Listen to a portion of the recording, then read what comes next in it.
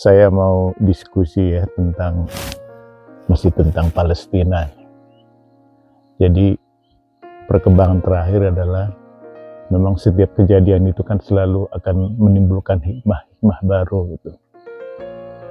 Nggak terbayangkan misalnya kita melihat ada kerjasama antara yang selama ini musuh bebuyutan antara Iran dan Arab Saudi. Insya Allah mereka dalam waktu dekat akan melakukan latihan perang di Laut Merah.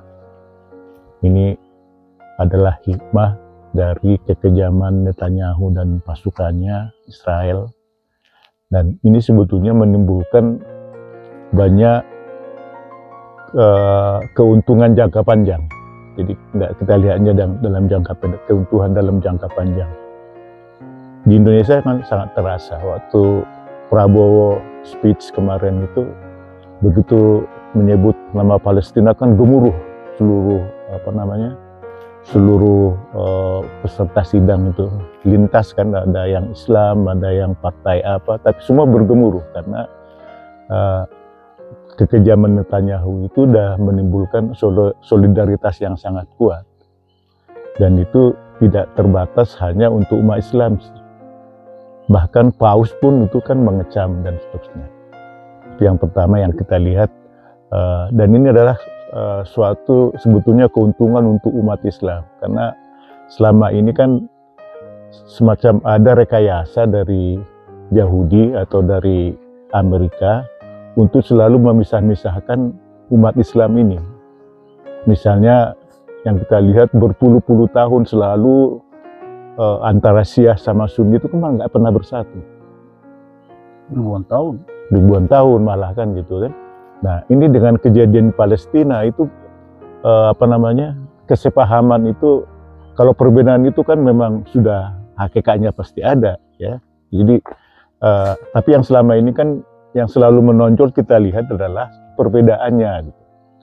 Nah, perbedaan ditonjolkan di Indonesia pun itu kan kadang-kadang kita menempatkan saudara kita Syiah itu jauh lebih rendah ininya dari misalnya dari Buddha, dari Hindu, padahal kitabnya sama-sama Al-Quran gitu.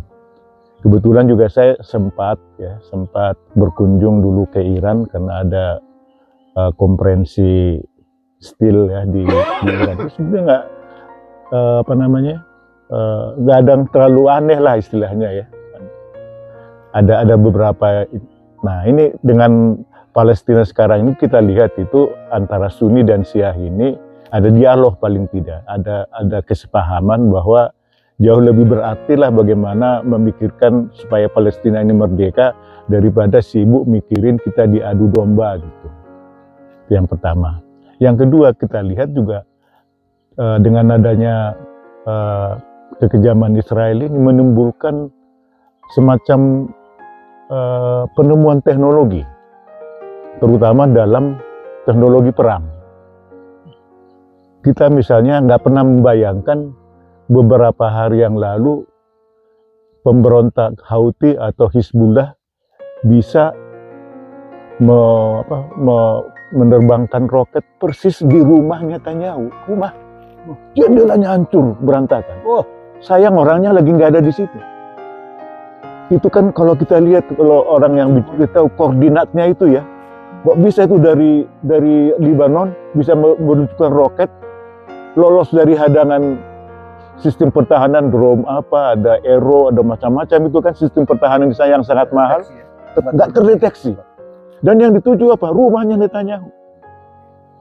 Berantakan rumahnya. Kebetulannya mungkin belum ditakdirkan. Saya waktu itu pernah bilang, ini akhirnya ini akan tiba saatnya Netanyahu akan mati terhina kalau ini ya, karena banyak sekali kayak Firaun ya. Itu yang kita lihat. Jadi teknologi persenjataan itu apa kelebihannya? Andal, murah. Itu kan sebetulnya kan itu kalau di dalam teknologi itu kan gitu kan. Kalau obat misalnya ya, obat yang murah dan handal Itu yang kayak Bang Komar itu kan. Itu yang sebetulnya itulah penemuan yang ini apa.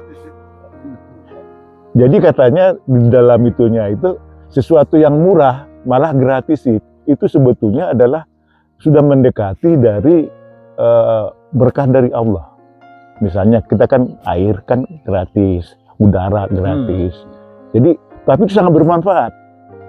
Jadi misalkan suatu saat nanti akan ada komunikasi kita, saya dulu pernah tertegun dengan Bang Yasin yang bilang itu apa, semacam frekuensi itu kan membuat kabar gembira kan gitu kan. Nah nggak lama lagi mungkin dunia kita ini akan dihubungkan dengan internet yang gratis.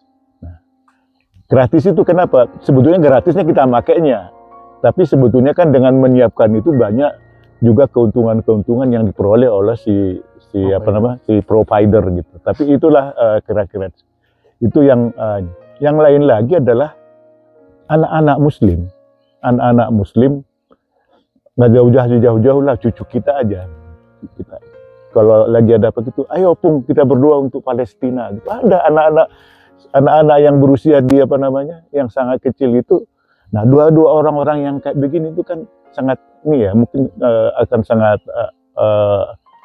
mabrur ya untuk Nah yang lain lagi adalah bahwa anak-anak Muslim sekarang dia lebih menekuni sains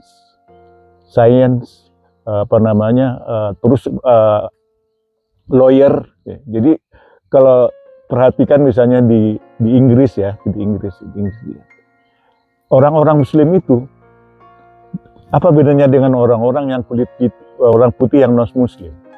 Kalau orang kulit putih yang non Muslim itu dia akan menjadi YouTuber, ya jadi pemain sepak bola, sport lah yang model-model begitu. Tapi anak-anak Islam itu lebih banyak ke science, ke lawyer, ke accounting. Nah, ini suatu saat nanti akan menimbulkan mungkin itu yang disebut oleh Allah itu akan saya ganti dengan generasi pemimpin. Jadi nggak terbayangkan misalnya kita kok bisa seorang namanya Sunak gitu menjadi Perdana Menteri di Inggris. Atau suatu saat nanti nggak lama lagi misalnya wali kota London sekarang ini, siapa namanya itu? Si Khan itu ya. Itu akan menjadi Perdana Menteri Inggris, seorang yang Muslim gitu. Nah, ini sebetulnya prosesnya sangat sistemik. Jadi misalnya ada masalah Palestina, orang-orang mendoakan anaknya, kamu suatu saat akan jadi pemimpin, bersekolahlah yang baik. Nah, membela Palestina itu tidak hanya dengan senjata, tapi bisa juga misalnya kita lihat sekarang hampir semua perguruan tinggi di Amerika itu, mulai dari Harvard, UCLA, itu dalam proses wisudanya banyak yang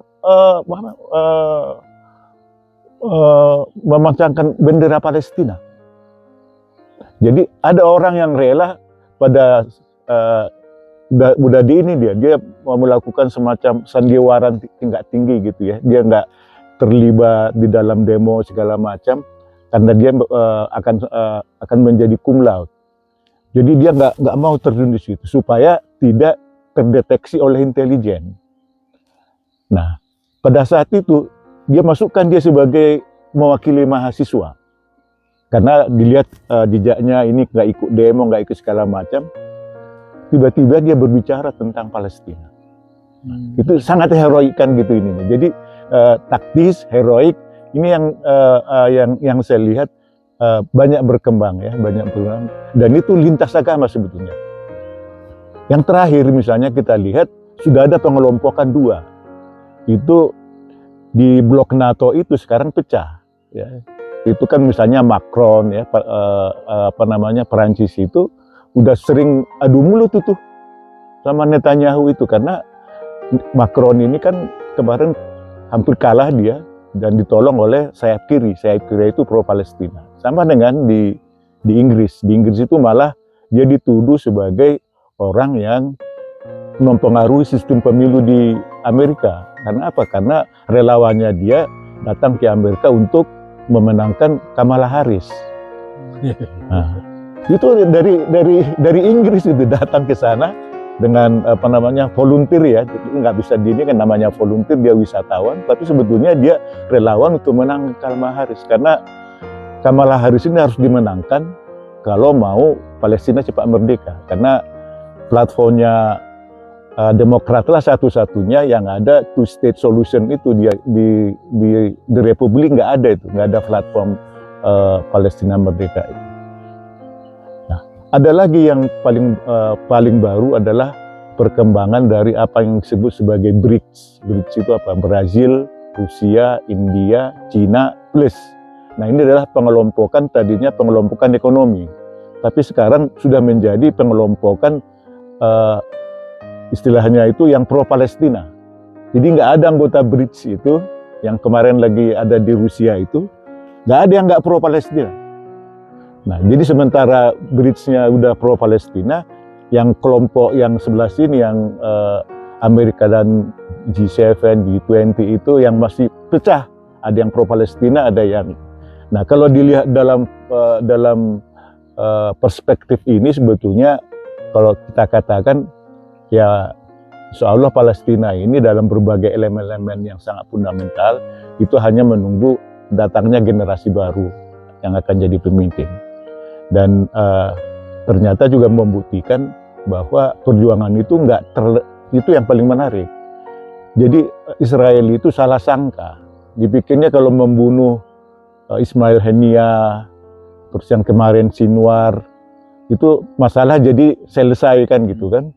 Jadi ini kan seperti model perang zaman dulu ya, kalau rajanya takluk, negaranya taklukan gitu kan ininya kan. Kalau sekarang kan enggak.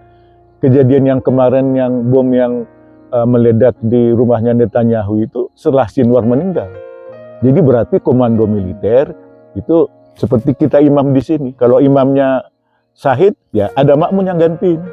Dan itu jumlahnya nggak terbatas. Karena misalnya di Hamas itu salah satu persyaratan jadi pejuang itu dia harus hafiz Quran. Harus hafiz Quran.